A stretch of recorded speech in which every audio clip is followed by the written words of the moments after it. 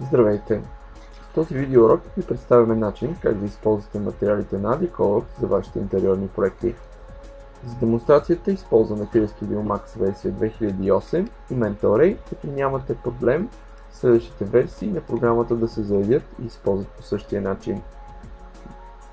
За да свалите библиотека с материали на AdiColor, трябва да имате регистрация в сайта adicolor.bg, която може да направите бързо за няколко минути.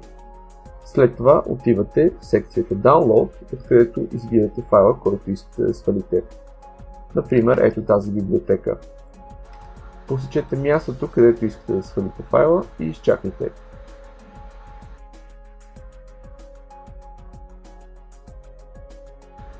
Отваряме папката, където е записан файла и го кътваме, за да го сложим на място в нашия проект.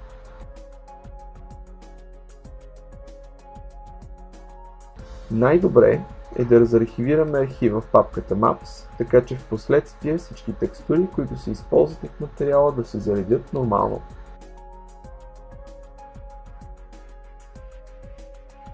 Разархивираме в текущата папка и можем да видим вече как изглеждат материалите, които са в тази библиотека, като например ето този.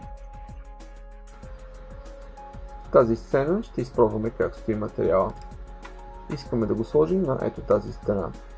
Първо проверяваме мерните единици от менюто Customize Unit Setup.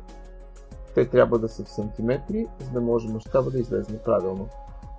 Отваряме редактора на материалите и натискаме Get Material бутона, за да намерим MAT файла, който съдържа информацията за материала.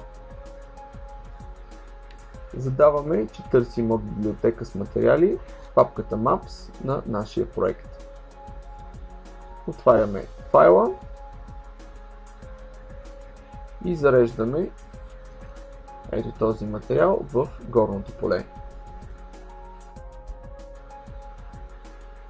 Преди да сложим материала на стената, ще нагласим текстурата на материала да се вижда в изгледа.